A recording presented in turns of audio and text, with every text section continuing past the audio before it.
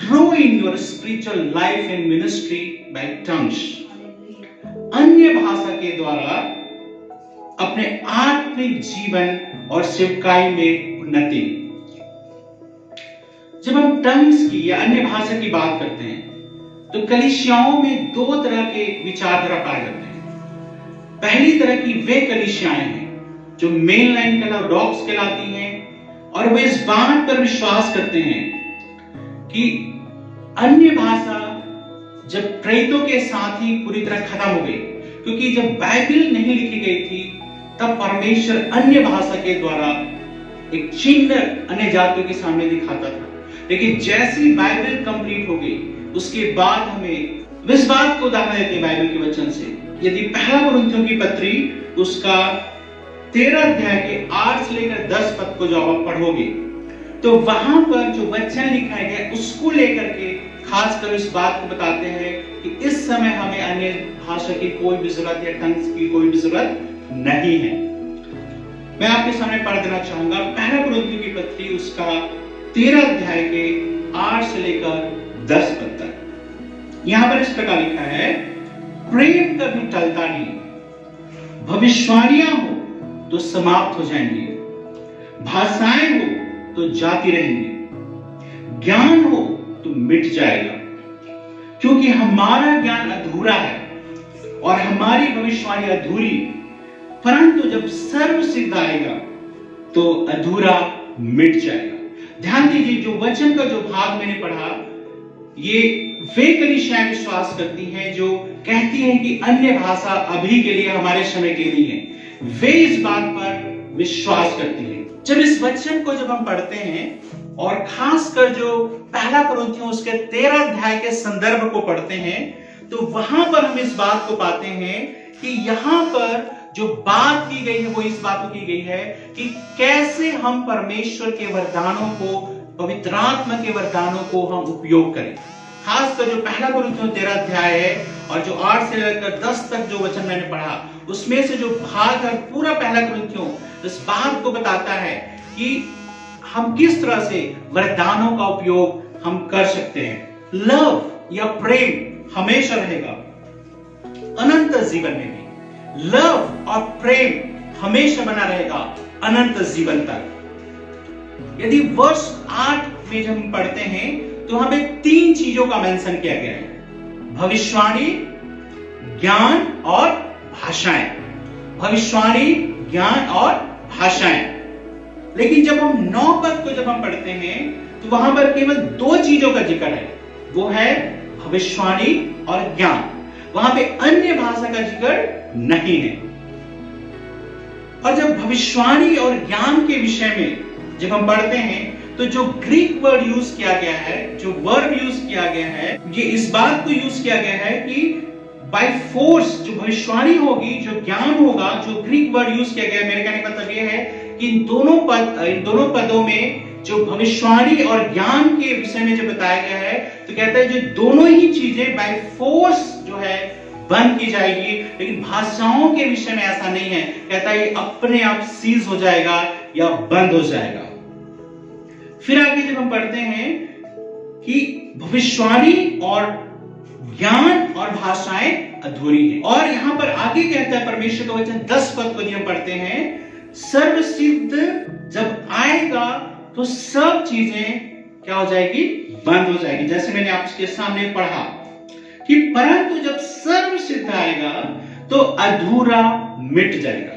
तो बहुत सारे लोग इस बात को बोलते हैं कि बाइबल के आने के बाद जो है सब कुछ मिट जाएगा, खत्म हो जाएगा, सीज हो जाएगा। लेकिन यहां पर जो सर्वसिद्ध आया है ये बाइबल के विषय में ना होकर के प्रभु यीशु मसीह के विषय में लिखा है कि जब प्रभु यीशु आएगा और हम अनंत जीवन में प्रवेश करेंगे, क्योंकि जब उसके बाकी के वचनों को जब हम पढ़ते हैं तो इस बात को बताता है कि जब प्रभु यीशु आएंगे और उसके बाद जब हम अनंत जीवन में प्रवेश करेंगे उसके बाद हमें इन भविष्यवाणियों की, इन ज्ञान की बातों की, इन भाषाओं की हमें जरूरत नहीं पड़ेगी, केवल प्रेम वहां पे रहेगा। तो ध्यान दीजिए कि यदि कोई कहता है और इस बात पे विश्वास किया जाता है कि अन्य भाषा आज के समय के लिए नहीं है, मैं आपसे कहना चाहता हूं कि परमेश्वर का वचन ये कहीं पर भी नहीं कहता है कि अन्य भाषाएं आज के समय के लिए नहीं है। ये पहली तरह की कलीसिया है जो विश्वास करती है कि अन्य भाषा हमारे समय के लिए नहीं है, केवल प्रेरितों के साथ सब चीज खत्म हो गया। लेकिन दूसरी तरह की वे कलीसियाएं, खासकर जो पेंटिकॉस्टल कलीसियाएं हैं या जो हमारी एजी की कलीसियाएं, असेंबलीज ऑफ गॉड की कलीसियाएं हैं, वे इस बात पर विश्वास करते हैं कि जो अन्य भाषा है, जो टंग्स है, वो है एक इनिशियल फिजिकल एविडेंस है या प्रारंभिक एक शारीरिक प्रमाण है इस बात का कि कोई व्यक्ति का पवित्र आत्मा से बपतिस्मा हुआ है या पवित्र आत्मा से भरपूर हुआ है। तो ध्यान दीजिए, जो हमारी एजी की कलीसिया है खासकर और अन्य पेंटिकॉस्टल कलीसिया इस बात पर विश्वास करती है कि अन्य भाषा हमारे लिए बहुत ही जरूरी है आज भी। जैसे कि मैंने मेरे टॉपिक के विषय में कहा कि अन्य भाषा के द्वारा किस तरह से आप अपने आत्मिक जीवन और सेवकाई में उन्नति कर सकते हैं, और परमेश्वर आज हमें सीखने में मदद करे कि हम कैसे अपने जीवन उन्नति करें। सबसे पहला पॉइंट मैंने बताया कि कुछ कलीसियाएं विश्वास नहीं करती कि अन्य भाषा आज के समय के लिए है, लेकिन हम पेंटिकॉस्टल कलीसिया के लोग या असेंबलीज ऑफ गॉड कलीसिया के लोग इस बात पे अच्छी तरह विश्वास करते हैं कि आज भी परमेश्वर अपने विश्वासियों को, अपने दासों को, अपने भक्तों को, अपने सेवकों को पवित्र आत्मा का जो दान जब देता है तो उसका प्रमाण ये है कि वो अन्य भाषा में या टंग्स में बात करता है। और एक बात हमको समझना बहुत जरूरी है कि ये जो टंग्स है, जो अन्य भाषा है, कोई सीखी हुई भाषा नहीं है। इसको हम सीख नहीं सकते। हम इसको ऐसा नहीं कह सकते हैं कि यदि कुछ शब्दों को यदि आप सुन के रिपीट करेंगे तो अन्य भाषा है। बहुत बार लोग कहते हैं कि मुझे अन्य भाषा, लेकिन जब आप उसको सुनोगे तो यही आता है कि केवल कुछ वर्ड, इवन कई छोटे छोटे वर्ड को केवल दूसरों को देख के रिपीट करते हैं, लेकिन ये अन्य भाषा नहीं है। जब हम अन्य भाषा के बारे में बात करते हैं, ये पूरी तरह से लैंग्वेज है, एक भाषा है। जिस तरह से आप हिंदी या इंग्लिश या दूसरे लैंग्वेज को जब हम बोलते हैं तो पूरी तरह से हम उसको बोलते हैं, उसी तरह अन्य भाषा भी एक लैंग्वेज है, एक भाषा है जिसको किसी व्यक्ति ने सीखा नहीं है, लेकिन ये परमेश्वर की ओर से दिया जाता है ताकि हमारी आत्मिक उन्नति हो। दूसरा point, tongues are for personal spiritual growth. जो टंग्स है, जो अन्य भाषा है, वो हमारे व्यक्तिगत उन्नति के लिए, खासकर आत्मिक उन्नति के लिए हमें पवित्र आत्मा के द्वारा दिया गया है। दूसरे पॉइंट के सब पॉइंट में सबसे पहली बात है, it is a language of prayer. ये प्रार्थना की भाषा दी है। जब हम पहला कुरिन्थियों उसके 14 अध्याय के 2 पद को जब हम पढ़ते हैं, यहां पर इस प्रकार लिखा है, क्योंकि जो अन्य भाषा में बातें करता है वह मनुष्यों से नहीं परंतु परमेश्वर से बातें करता है। देखिए, जो अन्य भाषा में बात करता है, जो टंग्स में बात करता है, वो कहता है मनुष्यों से बातें नहीं कर रहा है, लेकिन वो परमेश्वर से बातें कर रहा है। तो ये प्रार्थना की लैंग्वेज है, एक प्रेयर का लैंग्वेज हमें दिया गया है कि हम परमेश्वर से क्या करें, बातें करें। अब देखिए, यदि हम रोमियो की पत्री उसका 8 अध्याय के 26 पद को पढ़ते हैं तो वहां पर इस प्रकार लिखा है, इस रीति से आत्मा भी हमारी दुर्बलता में सहायता करता है, क्योंकि हम नहीं जानते कि प्रार्थना किस रीति से करना चाहिए, परंतु आत्मा आप ही ऐसी आहें भर भर कर जो बयान से बाहर है हमारे लिए विनती करता है।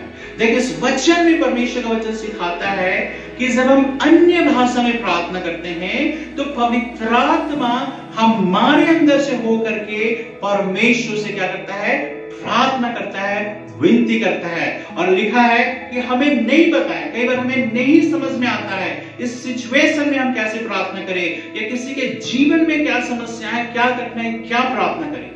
तो इस समय कहता है पवित्र आत्मा हमारी मदद करते हैं ताकि हम जब अन्य भाषा में बात करते हैं, प्रार्थना करते हैं, पर पवित्र आत्मा हमारी आत्मा के साथ मिलकर के परमेश्वर से विनती करता है। और यदि उसके आगे भाग को पढ़ोगे तो वहां पे लिखा है कि परमेश्वर का आत्मा जानता है कि परमेश्वर का मनसा क्या है या इच्छा क्या है। ध्यान दीजिए, जब हम अन्य भाषा में प्रार्थना करते हैं, परमेश्वर से हम बातें करते हैं, तो परमेश्वर का आत्मा हमारे जीवन के द्वारा परमेश्वर से विनती करता है, हमारी आत्मा के द्वारा, और कई बार उन चीजों के लिए प्रार्थना करता है जिन चीजों को हम नहीं समझते, नहीं जानते, और परमेश्वर की इच्छा के अनुसार विनती करता है।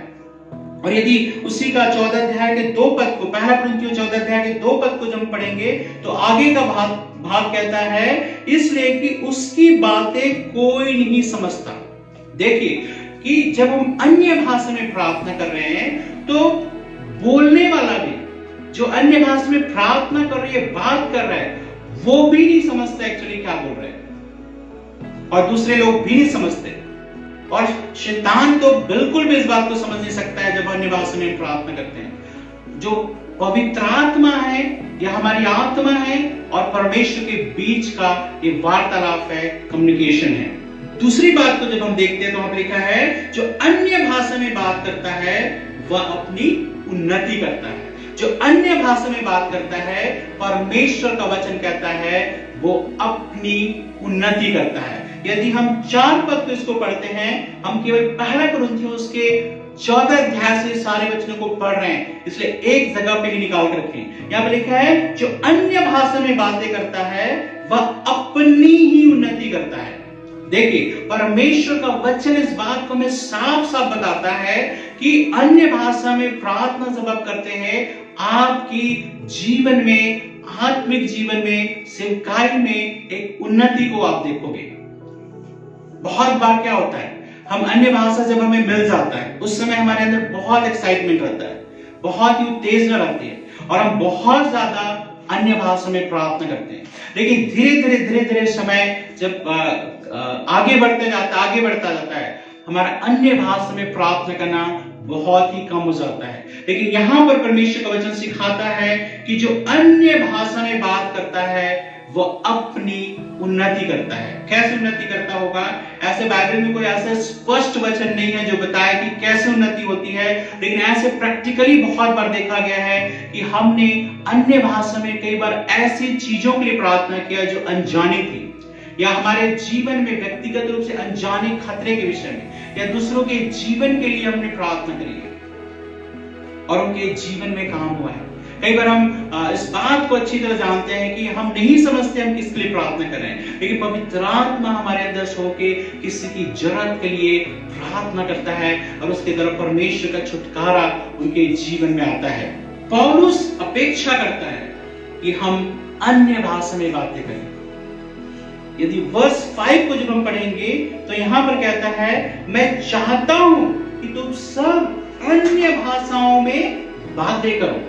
देखिए, पौलुस हमें प्रोत्साहित करके इस बात को कहता है कि तुम सब लोग, कलीसिया के हर एक लोग अन्य भाषा में बातें किया करो, अन्य भाषा में प्रार्थना किया करो। लेकिन यहां पर जो बात की गई है व्यक्तिगत रूप से, आगे मैं आपको बताने जा रहा हूं कि कलीसिया में किस तरह से करना है, लेकिन यहां पर जो बात, जो सेकंड पॉइंट में ही अभी तक हम, और यहां पर ये व्यक्तिगत उन्नति के लिए पौलुस हमें कहता है कि मैं चाहता हूं तुम सब अन्य भाषाओं में बात करो। पौलुस इस बात को प्रोत्साहित करता है।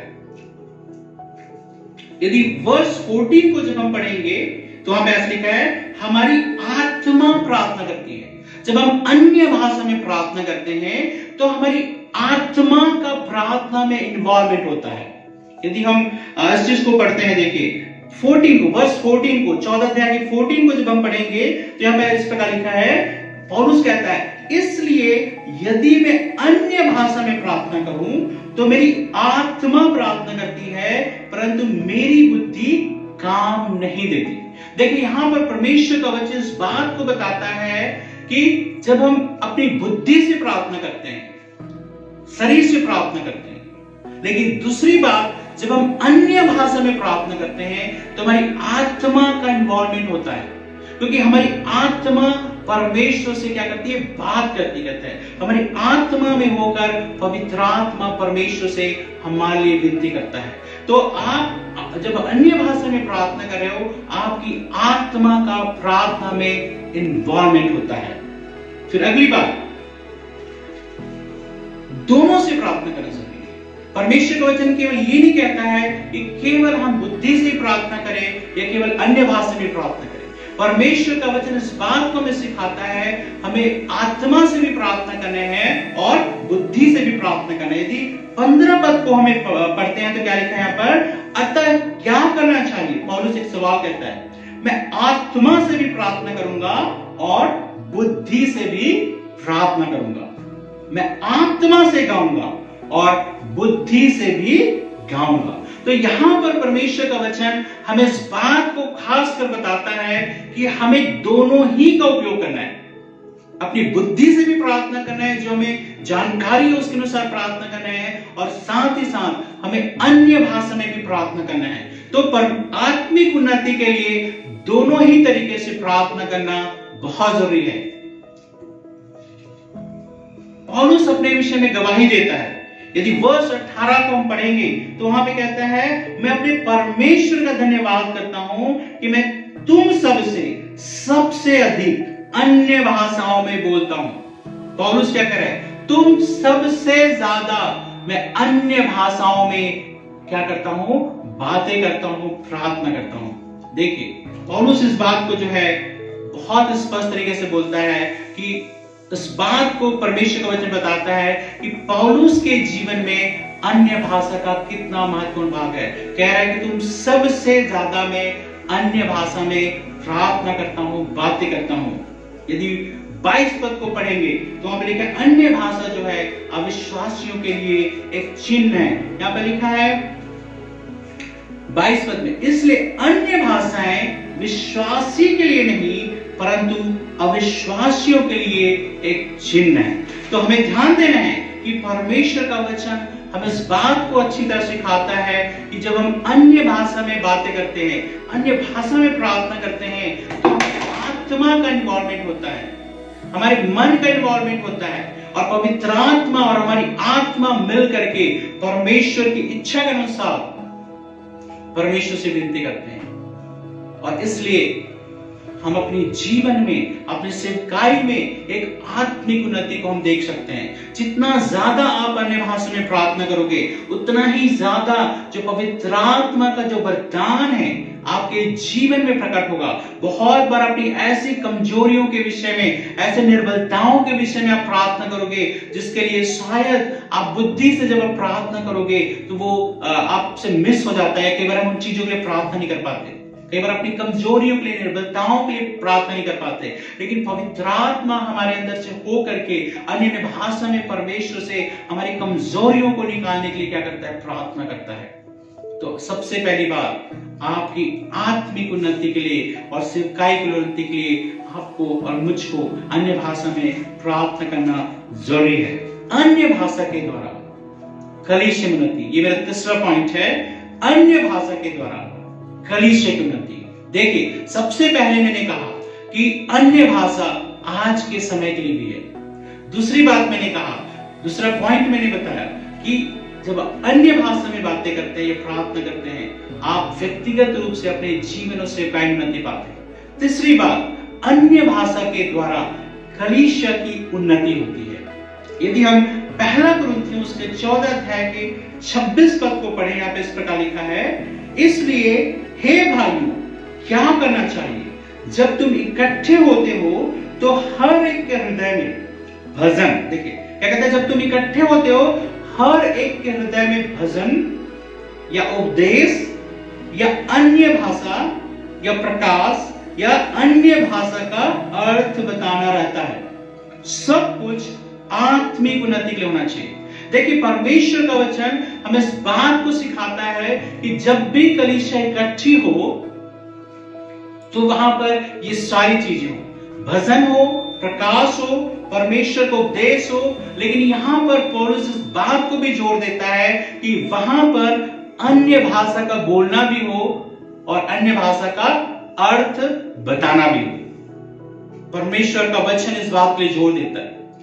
लेकिन क्या होता है, अब देखिए ये जो अन्य भाषा है और अन्य भाषा का अर्थ बताना बहुत ही कम कलीसियाओं में पाया जाता है। यदि हम देखेंगे ज्यादातर कलीसियाओं में हम परमेश्वर की स्तुति आराधना करते हैं, प्रार्थना में समय बिताते हैं और उसके बाद हम परमेश्वर का वचन सुनते हैं, लेकिन यहां पर परमेश्वर का वचन कहता है कि अन्य भाषा और भाषाओं का अर्थ बताना भी कलीसिया में होना चाहिए। ये जो अन्य भाषा जो कलीसिया की उन्नति के लिए है, एक प्रकार से एक दूसरे तरीके की भाषा है। हालांकि सेम पवित्र आत्मा है, सेम एसेंस है, सेम तत्व है, लेकिन इसका जो पर्पस है या उद्देश्य है दूसरा है। जैसे पहले मैंने कहा कि जो अन्य भाषा में दी गई है, जो इनिशियल फिजिकल एविडेंस है, वो इसलिए है कि हम परमेश्वर से बातें करें, प्रार्थना करें। लेकिन यहां पर जो कलीसिया की उन्नति के लिए जो अन्य भाषा है, वो कहता है, वो इसलिए है कि परमेश्वर लोगों से बातें करें। दोनों में अंतर है। देखिए क्या कहता है कि ये अन्य तरह की अन्य भाषा है, सेम एसेंस है, सेम पवित्र आत्मा के द्वारा दिया जाता है, लेकिन यहां पर ये थोड़ी सी अलग इसलिए है कि इसमें परमेश्वर लोगों से बातें करता है। यदि पहला कुरिन्थियों उसके 14 अध्याय के 5 पद को यदि हम पढ़ते हैं, वहां पर इस प्रकार लिखा है, मैं चाहता हूं कि तुम सब अन्य भाषाओं में बातें करो, परंतु इससे अधिक यह चाहता हूं कि भविष्यवाणी करो, क्योंकि यदि अन्य भाषाएं बोलने वाला कलीसिया की उन्नति के लिए अनुवाद ना करे तो भविष्यवाणी करने वाला उससे बढ़कर है। देखिए यहां पर परमेश्वर का वचन क्या कहता है कि यदि कलीसिया में उन्नति के लिए अन्य भाषा का प्रयोग नहीं करता है, तो कहता है भविष्यवाणी उससे बढ़कर है। तो यहां पर यह नहीं कह रहा है कि अन्य भाषा का कलीसिया में नहीं होना है। यहां पे परमेश्वर का वचन कहता है यदि कलीसिया की उन्नति के लिए अन्य भाषा नहीं होता है। बहुत बार हम कलीसिया में बहुत सारे लोग जो है अन्य भाषा बोलते हैं। कई बार देखा गया है कि जब हम आराधना भी कर रहे हैं तो वो लोग अन्य भाषा बोलते हैं। कई लोग जब हम प्रार्थना भी कर रहे हैं वो लोग अन्य भाषा बोलते हैं। कई बार जब हम वचन का भी प्रचार कर रहे हैं उस समय अन्य भाषा बोलते रहते हैं। और कई बार तो ऐसा होता है कि पूरी आराधना को लोग कंट्रोल कर लेते हैं। हमारा ध्यान वचन से हटके, प्रार्थना से हटके, आराधना से हटके उस तरफ चला जाता है। देखिए बाइबल में अन्य भाषा का कलीसिया की उन्नति के लिए है, लेकिन कब होगी कलीसिया की उन्नति? कहता है जब उसका अनुवाद होगा। तो कलीसिया में जब अन्य भाषा का प्रयोग किया जाता है तो इस बात को ध्यान देना बहुत जरूरी है, क्या उससे कलीसिया की उन्नति हो रही है? ये प्रश्न आपको पूछना है। वर्ष 13 को जब हम पढ़ते हैं तो वहां पे क्या लिखा है? इस कारण जो अन्य भाषा बोले वह प्रार्थना करे कि उसका अनुवाद भी कर सके। देखिए परमेश्वर का वचन हमें इस बात को बताता है, पौलुस इस बात को बताता है कि जो व्यक्ति अन्य भाषा में बोल रहा है तो ये प्रार्थना करे कि उसकी अनुवाद भी कर सके। देखिए मैंने बताया कि 2 तरह की अन्य भाषा के विषय में जिक्र आ रहा है। एक जो है प्रार्थना की भाषा, वहां भी इस तरह से नहीं कहा गया है कि आप जो कुछ परमेश्वर से प्रार्थना कर रहे हैं उसका अनुवाद होने पाए, नहीं। लेकिन ये जो कलीसिया में जो अन्य भाषा का प्रयोग हो रहा है उसके लिए परमेश्वर का वचन कहता है, पौलुस सिखाता है कि आप प्रार्थना करो कि आप अनुवाद भी कर सको, जिससे कलीसिया की उन्नति होने पाए। तो अन्य भाषा की कलीसिया में किस तरह से उपयोग करना चाहिए जिससे कलीसिया की उन्नति हो? यदि वर्ष 21 को हम पढ़ेंगे तो वहां पे क्या लिखा है? व्यवस्था में लिखा है कि प्रभु कहता है मैं अपरिचित होने वालों के द्वारा और पराये मुख के द्वारा इन लोगों से बातें करूंगा तो भी वे मेरी ना सुनेंगे। तो यहां पे परमेश्वर का वचन कहता है कि परमेश्वर इस बात की प्रतिज्ञा करता है कि अन्य भाषाओं के द्वारा परमेश्वर या टंग्स के द्वारा, अन्य भाषाओं के द्वारा परमेश्वर लोगों के जीवन से बात करेंगे। ये परमेश्वर की प्रतिज्ञा है, परमेश्वर ने पहले से बताया था। और योएल उसका 2 अध्याय का 28 पद में भी हम देखते हैं कि परमेश्वर किस तरह से इस अंत के दिनों में परमेश्वर क्या करेगा, बातें करेगा लोगों से। और यहाँ पर वर्ष 26 को जब हम पढ़ते हैं तो वहां पर जो आखिरी भाग वो कहता है सब कुछ आत्मिक उन्नति के लिए होना चाहिए। तो कलीसिया में अन्य भाषा का प्रयोग कैसे करना है जिससे कलीसिया की आत्मिक उन्नति हो? ध्यान दीजिए, यदि आपकी अन्य भाषा से कलीसिया की उन्नति नहीं हो रही है तो वहां पर अन्य भाषा आपको नहीं बोलना है। आगे परमेश्वर का वचन सिखाता है ये नहीं कि कई बार क्या होता है, जब हमने ये बात मैंने पहले भी कहा कि कई बार वचन चलते रहता है और लोग जो है अन्य भाषा में जोर जोर से चिल्लाने लग जाते हैं, या कई बार आराधना चल रहा है और पूरा माहौल को बिल्कुल डिफरेंट क्रिएट करते हैं, या कई बार प्रार्थना कर रहे हैं और जो है बहुत जोर जोर से अन्य भाषा बोलने लग जाते हैं। तो परमेश्वर का वचन यहाँ पे क्या सिखाता है? वर्ष 27 को जब आप पढ़ोगे तो वहां पे हमें बताता है, क्या कहता है? यदि अन्य भाषा में बातें नहीं हो तो 2 या बहुत हो तो 3 जन बारी बारी से बोले और एक व्यक्ति अनुवाद करे। यहां पर परमेश्वर का वचन सिखाता है कि कलीसिया में अन्य भाषा का प्रयोग किस तरह से करना है। अब व्यक्तिगत जीवन में, अपने घर में, अपने परिवार में आप जिस तरह से अन्य भाषा से प्रार्थना कर रहे हैं वो अलग है, लेकिन जब आप कलीसिया में जब आते हैं तो आपको उसी तरह से नहीं होना है जिस तरह से आप अपने घर में होते हो, जिस तरह से अपने परिवार में होते हो। यहां पर कहता है परमेश्वर का वचन एक प्रैक्टिस को बताता है किस तरह से उसको प्रैक्टिकली अन्य भाषा को बोलना है। कहता है 2 लोग या ज्यादा हो तो 3 लोग अन्य भाषा में बोले। यहां पर पौलुस स्पष्ट तरीके से कहना चाहता है, ऐसा नहीं कि कलीसिया में सब लोग अन्य भाषा में बोल रहे हैं, सब के सब अन्य भाषा में बोल रहे हैं। कई बार आपको हो सकता है आपको लगे कि मैं आपको गलत सिखा रहा हूं, है ना, क्योंकि ऐसे होता है मेरी कलीसियाओं में कि सब के सब अन्य भाषा बोल रहे हैं। लेकिन यहां पर परमेश्वर का वचन कहता है कि कलीसिया में जब आते हैं तो 2 लोग और ज्यादा हो तो 3 लोग क्या करें? अन्य भाषा में बातें करें। और क्या करें? एक व्यक्ति उसका अनुवाद करे, ट्रांसलेशन करे। तो जब तक अनुवाद ना हो तब तक अन्य भाषा के द्वारा कलीसिया की उन्नति नहीं होगी। आप व्यक्तिगत उन्नति तो करोगे, कलीसिया में जाकर भी आप अन्य भाषा में बोलोगे, आप व्यक्तिगत रूप से उन्नति को पाओगे, लेकिन इससे कलीसिया की उन्नति नहीं होगी।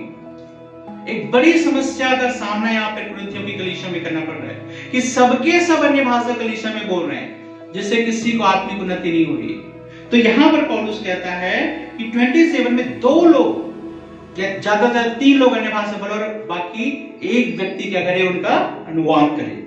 यदि 28 को हम पढ़ेंगे तो क्या लिखा है? परंतु यदि अनुवाद करने वाला ना हो तो अन्य भाषा बोलने वाला कलीसिया में शांत रहे। देखिए क्या मैं अपनी ओर से कह रहा हूं ये चीज? कहता है यदि अनुवाद करने वाला ना हो तो जो व्यक्ति अन्य भाषा बोल रहा है, कहता है वो शांत रहे और अपने मन से और परमेश्वर से बातें करे। ध्यान दीजिए, जब अनुवाद करने वाला कलीसिया में नहीं है तो आप अपने मन से धीरे में आवाज में परमेश्वर से प्रार्थना कर सकते हैं। लेकिन यदि तेज आवाज में आप कलीसिया को पूरा कंट्रोल कर रहे हैं तो ये परमेश्वर के वचन के अनुसार सही नहीं है। ऐसा पाया जाता है बहुत बार, हम देखते हैं कि लोगों को ये पता नहीं है कि किस तरह से शांत भी बैठे रह सकते हैं जब पवित्र आत्मा का सामर्थ उनके ऊपर आता है, भाषा बोलते हैं। बहुत सारे लोग इस बात को बोलते हैं कि जब पवित्र आत्मा आता है मैं आउट ऑफ कंट्रोल हो जाता हूं, मेरी आवाज पे कोई नियंत्रण नहीं होता है, मैं जो बोल रहा हूं उस पर कोई नियंत्रण नहीं होता है। लेकिन परमेश्वर का वचन ऐसा नहीं सिखाता। क्यों ऐसा होता है? क्योंकि शुरू में हम परिपक्व नहीं होते हैं, इसलिए हम चाहे जोर की आवाज में हम करते हैं या पूरा कई बार कलीसिया के सभा को हम डिस्टर्ब करते हैं। लेकिन ऐसा नहीं है। यहाँ पे परमेश्वर का वचन कहता है कि यदि अन्य भाषा में अनुवाद करने वाला ना हो, कलीसिया की बात में कर रहा हूं, चर्च की बात में कर रहा हूं, तो आप शांत रहें कहता है और अपने मन से परमेश्वर से बात करें। मतलब यहाँ पर परमेश्वर का वचन कहता है कि आप धीमी आवाज में भी आप कलीसिया में अन्य भाषा में प्रार्थना कर सकते हैं अपनी उन्नति के लिए। और कलीसिया की उन्नति करना चाहते हैं तो अनुवाद करने वाला होना बहुत जरूरी है। बहुत बार ऐसा सोचते हैं कि जो मेरे अंदर पवित्र आत्मा आउट ऑफ कंट्रोल है, मैं बिल्कुल कंट्रोल नहीं कर पाता हूं, लेकिन ऐसा नहीं है। यदि 32 पद को यदि आप पढ़ोगे उसी का तो ऐसा लिखा है, और भविष्यवक्ताओं की आत्मा भविष्यवक्ताओं के वश में है। देखिए परमेश्वर का पवित्र आत्मा जब आपके जीवन में आता है, इसका मतलब ये नहीं कि आप आउट ऑफ कंट्रोल हो जाते हैं, आप जो कुछ करना चाहे वो करें, ऐसा नहीं है। कलीसिया में गड़बड़ी करने के लिए अन्य भाषा परमेश्वर नहीं देता है, क्योंकि उसके आगे यदि पढ़ोगे लिखा है वहां पे 33 में, क्योंकि परमेश्वर गड़बड़ी का नहीं परंतु शांति का परमेश्वर है। इन दोनों ही वचनों से सबसे पहला तो मैंने ये कहा कि परमेश्वर का वचन कहता है आप शांत रह के भी धीमी आवाज में परमेश्वर से अपने मन से बातें करें, मतलब पॉसिबल है तभी परमेश्वर का वचन सिखा रहा है। और दूसरा कहता है कि भविष्यवक्ताओं की आत्मा भविष्यवक्ताओं के वश में है। परमेश्वर जो आत्मा पवित्र आत्मा दिया गया है वो अनकंट्रोल नहीं है कि जैसा चाहे जब चाहे जब कुछ भी करें। वो कहता है आप कंट्रोल कर सकते हैं, अपने वॉल्यूम को कंट्रोल कर सकते हैं, जहां पर बोलना है उसको कंट्रोल कर सकते हैं, जहां पर नहीं बोलना है उसको आप कंट्रोल कर सकते हैं। खासकर जो पौलुस इस बात को जब लिखता है अन्य भाषा के बारे में सारे 14 चैप्टर में इसी समस्या को डील करने के लिए कहता है। आज भी हम कलीसियाओं में पाते हैं वे नहीं समझते कि किस तरह से हम अन्य भाषा का यूज अपने व्यक्तिगत जीवन के लिए कैसे कलीसिया में हम करें। आज का जो मेरा टॉपिक ही है, जो मेरा प्रचार का विषय यही है कि कलीसिया में आप उन्नति की बातें सोचें।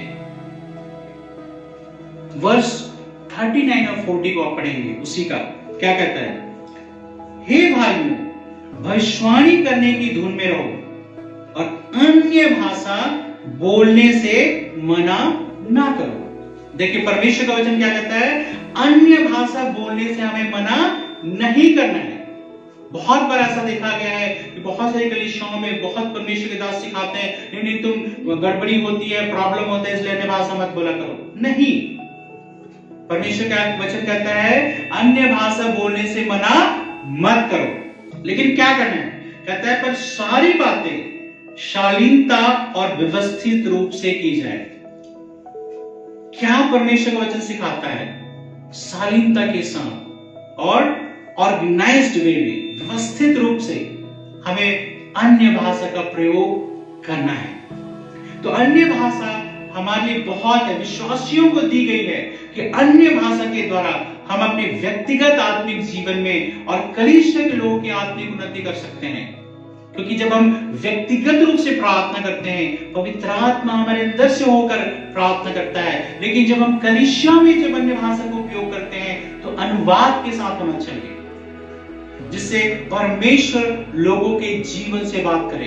एक प्रकार से देखा जाए तो भविष्यवाणी करना और जो अन्य भाषा में परमेश्वर कलीसिया में बात करते हैं, दोनों में बहुत समानता है।